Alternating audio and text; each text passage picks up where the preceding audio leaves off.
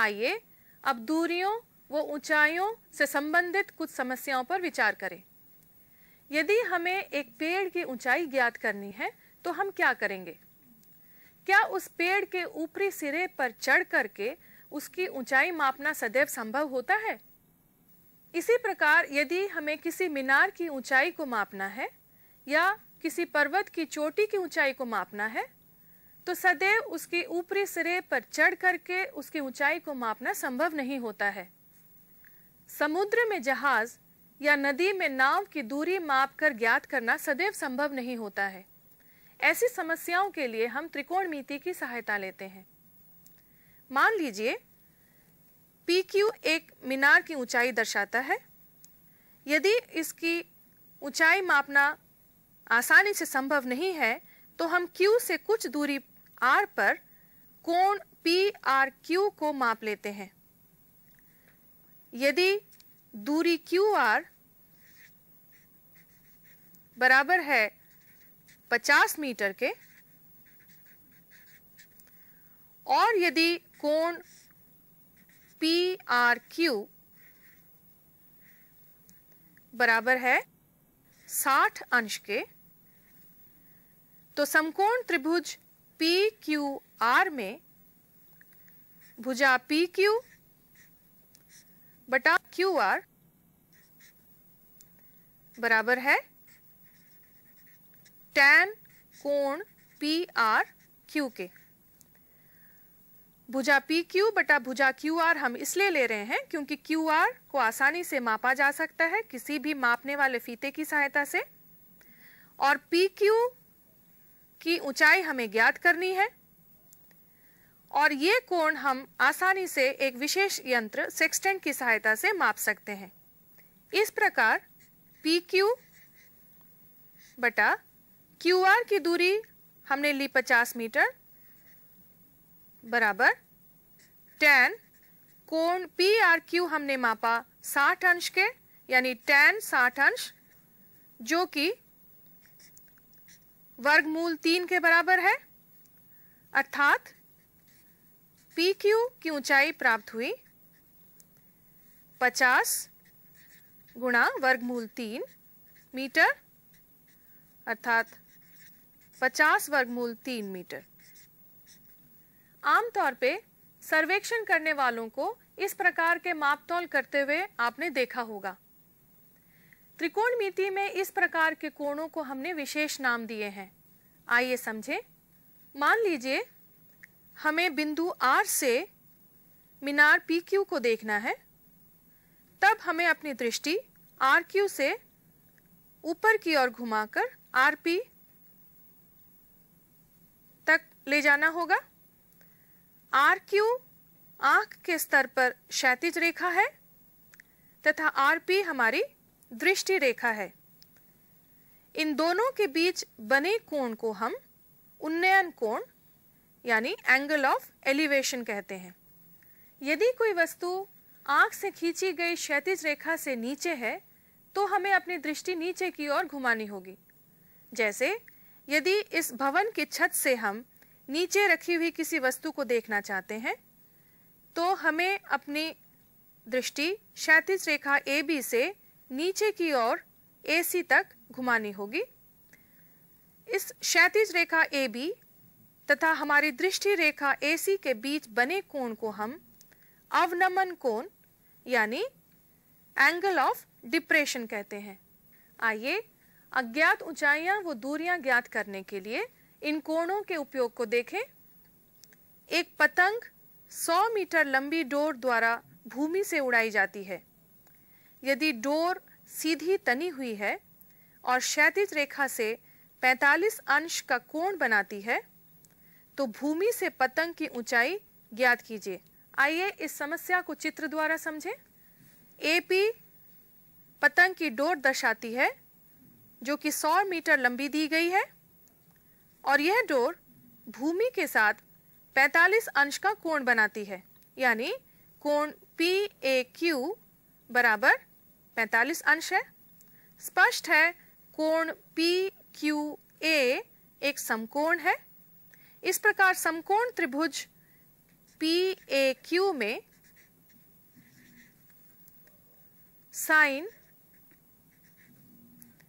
कोण PAQ बराबर भुजा PQ बटा भुजा कर्ण AP। इसमें हम साइन कोण PAQ इसलिए लेते हैं क्योंकि हमें इस पतंग की ऊंचाई ज्ञात करनी है और हमें कर्ण की लंबाई दी गई है। इस प्रकार इन दोनों से हमें मिलता है साइन कोण PAQ जो कि भुजा PQ बटा भुजा AP है। साइन कोण PAQ है साइन 45 अंश बराबर भुजा PQ हमें निकालना है या ज्ञात है बटा भुजा AP हमें दिया गया है, ये 100 मीटर लंबा है।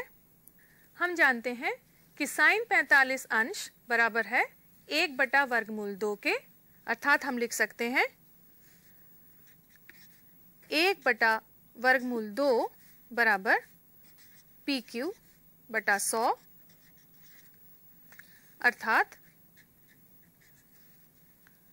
PQ बराबर 100 बटा वर्गमूल 2 बराबर 100 गुणा वर्गमूल 2 बटा 2, अर्थात PQ बराबर है 50 वर्गमूल 2 मीटर के। अब एक और समस्या लेते हैं। 120 मीटर ऊंचे एक प्रकाश घर से दो जहाज एक दूसरे के विपरीत दिशा में देखे जाते हैं। यदि उनके अवनमन कोण 45 अंश और 60 अंश हैं, तो दोनों के बीच की दूरी ज्ञात कीजिए। इस चित्र में माना कि PQ प्रकाश घर दर्शाता है और A तथा B दोनों जहाज हैं जो PQ के विपरीत दिशा में हैं। इन दोनों के अवनमन कोण क्रमशः 60 अंश तथा 45 अंश हैं। इस प्रकार कोण CPA जो कि बराबर है कोण PAQ के 60 अंश है तथा कोण DPB जो कि बराबर है कोण PBQ के यह 45 अंश है और PQA तथा PQB दोनों समकोण त्रिभुज हैं। हमें दिया गया है कि प्रकाश घर की ऊंचाई 120 मीटर है। हमें इन दोनों जहाजों के बीच की दूरी ज्ञात करनी है। पहले हम समकोण त्रिभुज PBQ लेंगे। समकोण त्रिभुज PBQ में tan कोण PBQ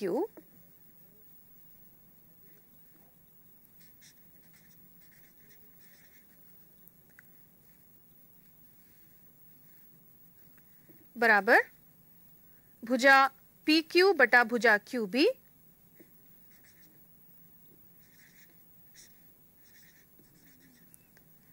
और tan PBQ है tan 45 अंश के बराबर। यह हुआ भुजा PQ जो कि 120 मीटर की, जिसकी ऊंचाई 120 मीटर है बटा QB। और हम जानते हैं कि tan 45 अंश 1 के बराबर होता है, इसका मान होता है 1, अर्थात हम लिख सकते हैं 1 बराबर 120 बटा QB, अर्थात QB बराबर 120 मीटर। समकोण त्रिभुज PAQ में